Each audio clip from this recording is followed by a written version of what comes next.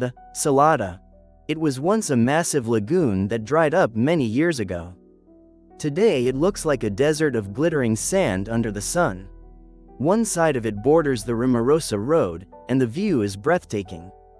From the highest point, you can see it as a huge white stain vanishing into the horizon. That's how Mr. Vicente Martorel saw it every day as he drove down the road in his old passenger truck. He liked it because it reminded him of when it still had water. One afternoon, during his usual trip, he had no passengers. He drove calmly down those hills, humming a cheerful song.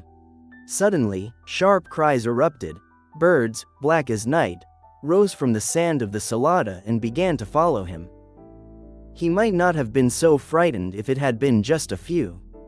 But more kept coming, and they were so fast that soon they weren't separate birds anymore. They formed a swirling black cloud full of shrieks. "What is this?" Vicente thought, terrified. The birds dove at the truck, attacking it with frantic pecks and strikes. Vicente slammed on the brakes and stopped around a curve. "I can't believe this," he said out loud. "They're coming from the bottom of the Salada." The birds stopped flying. They gathered around the truck, turning it into nothing but a circle of black feathers. Neither Vicente nor the birds moved. Minutes passed, and all Vicente could do was honk the horn. But the birds didn't budge. That terrified him even more, because it felt impossible, unnatural, like something that shouldn't be happening. Then, out of nowhere, a loud sound snapped him out of his thoughts. He looked far away and saw an enormous cloud of dust.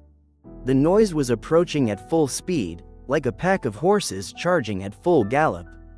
Shouts could be heard, men's cries, as if an entire army were crossing that place. The birds burst into the air in every direction, fluttering and shrieking until Vicente's ears rang. He dropped to his knees beside the truck, dead from fear, unable to understand anything. After a few minutes, there were no birds left at all. No army either, and there was no dust. Everything was gone, as if it had all been nothing more than a terrible nightmare. Vicente tried to steady himself.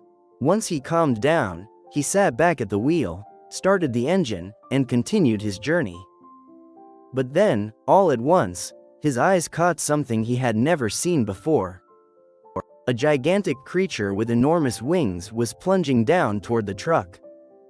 The next day, some men who passed through found him with his eyes wide open, staring at something no one could identify. His hands were still clenched on the steering wheel.